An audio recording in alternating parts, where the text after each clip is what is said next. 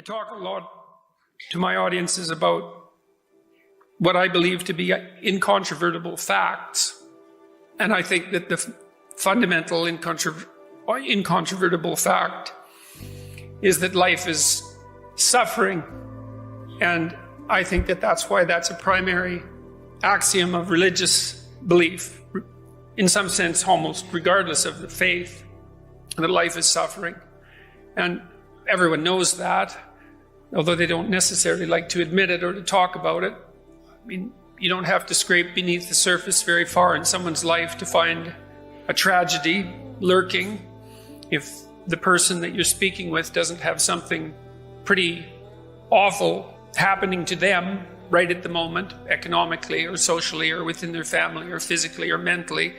The probability that someone they love has a problem of that sort is extraordinarily high. And if you happen to be among the fortunate minority for whom that isn't true, well, all you have to do is wait, and it will be true soon enough, and sooner than you think, and worse than you imagine.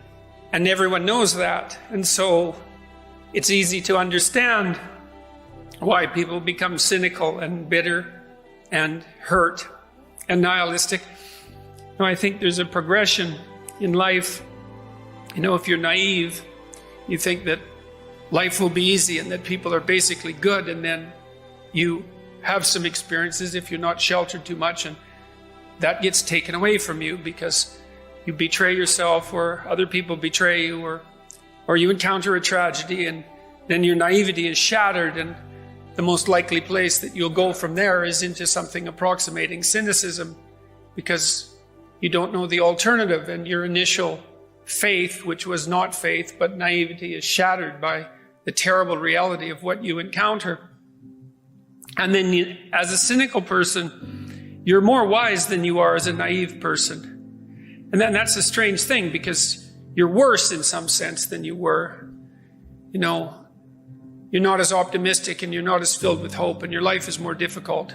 And you're probably harder on other people and with more of a tendency towards cruelty. And none of that seems positive, but there's a wisdom in cynicism that the naive lack. But the problem is there that cynicism is not a useful antidote to, let's say, tragedy and malevolence, because there are places that you go past cynicism as you approach wisdom.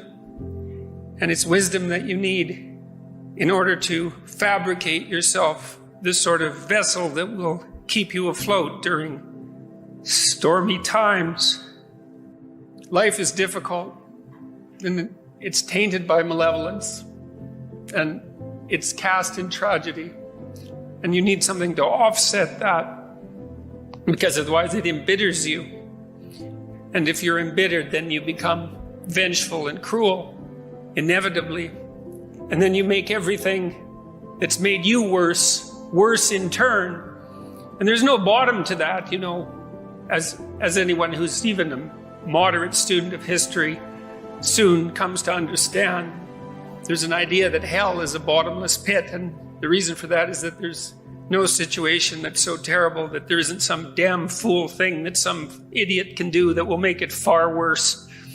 And so the question is, what might constitute an alternative to that? And if there is an alternative, and I learned long while back, reading religious mythology mostly, that there is a difference between thinking and paying attention, and of the two, paying attention is much more important. It's not the same thing as thinking. Like, when you pay attention, you're looking for what you don't know. Like, you kind of detach yourself, and you watch and you listen and you see if things are the way you think they are, and you hope they are, because life is easier if things are the way you think they are. But if you find out that they're not and you're paying attention, then you can weave and you can bob and you can adapt and you can learn. And so you have to learn to pay attention.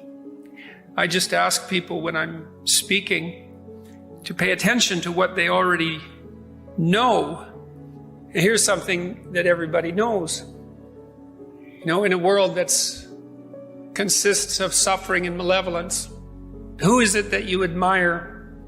Or who is it that you don't admire? Those are the same question, If you know who you don't admire, well, then you have a negative model and you can go for the opposite. And if you know who you admire, well, then you can copy that. And the instinct for admiration is an instinct for imitation. And we're very imitative creatures. And our instinct for admiration is the instinct for imitation. And what would you call it? A deeply biologically and metaphysically rooted guideline to the proper path of life. The question is there a proper path of life? There's certainly pathways that make things worse. That's something to know. You could avoid those. And if there are pathways that make things worse, then there are the opposite pathways, even though those might not be so clear. I think that's why we're often so enamored of evil characters in fictional representations, is because it's clearer, it's easier in some sense to make what constitutes the dark path clearer. It's easier for people to understand, whereas the path that's positive is murkier and more difficult to ascertain. But at the very least, you know it's the opposite of that. So, well, who do you admire? Or we could start by, who don't you admire? You don't admire an adult who won't take responsibility for himself or herself, and could. I understand there are people that are so broken and hurt that they need help constantly because they can't take responsibility for themselves, or they can in small ways, but not completely. But you don't admire someone who won't take responsibility for themselves. In fact, you have a sense of contempt for that. And if you happen to be that person, then you'll wake up in the middle of the night and berate yourself with what's left of your conscience for failing to undertake your moral duty, your intrinsic moral duty. And you can't escape that. And that's so interesting. No, that you can't escape that. If you were the creature who could invent your own values, as Nietzsche suggested, as an antidote to the death of God, then you just forgive your transgressions and you wouldn't suffer the bitter pangs of conscience, but you do. And the reason you do is because you're doing things that are wrong and you should stop, and you know it, maybe you can't. And then, well, let's say then the opposite is that you admire someone who can take responsibility for himself or herself. That's a start. And then maybe you admire someone even more if they've forged their character sufficiently to move past cynicism, so that not only they take responsibility for themselves, but they can take responsibility for their family. And they're there for the people who love them when it's necessary. And if you do that, then you have something, I wouldn't say necessarily to be proud of, but at least you have one less thing to upbraid yourself with. And that's something. And then you can move past that and you can say, well, maybe if you put yourself together enough, carefully enough, spoke the truth enough, were courageous enough, in spite of the reasons you have not to be, that you could also be someone of benefit to yourself and your family and your community, and you partake in structuring things in a harmonious manner by living in that way. It's not an individual focused ethos.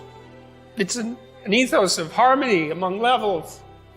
You should do what's good for you, but it has to be what's good for your family at the same time, and it has to be what's good for you and your family and your community at the same time.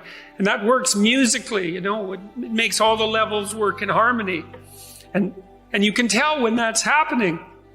And this is another thing that's of great utility to know, is that when you're in that place where you're acting in the proper manner and you're facing things courageously and you're speaking the truth, you're imbued with a sense of fundamental meaning. And that meaning is the antidote to the catastrophe of life. And it's the antidote psychologically, because you have to have that meaning, because otherwise your life is too dark and too dreadful and it will corrupt you. So it's the antidote psychologically, but it's also the antidote practically, because we're not nothing, us human beings. They say that we're made in the image of God. And it's hard to say what that means, but it means, at least in part, to participate in the process of bringing the good into being. And we can all do that, and the opposite. And if we accept our responsibility to ourselves and to other people and to our communities, and we lift that load up, then we live lives that are meaningful, and that stops us from being corrupt. It provides us with a medication against catastrophe, and it also practically improves the world. That's the other thing. It's not just psychological. You can make things worse. Everyone knows that. And no doubt you have in many ways. But you can make things better. And they actually get better. And there's a reason for hope. And there's something to be said to know that you're the sort of creature that can look mortality and catastrophe and malevolence straight in the eye, so to speak, and nonetheless stand up and do what's right, and that all there is in that is good. And that's what I've been telling people.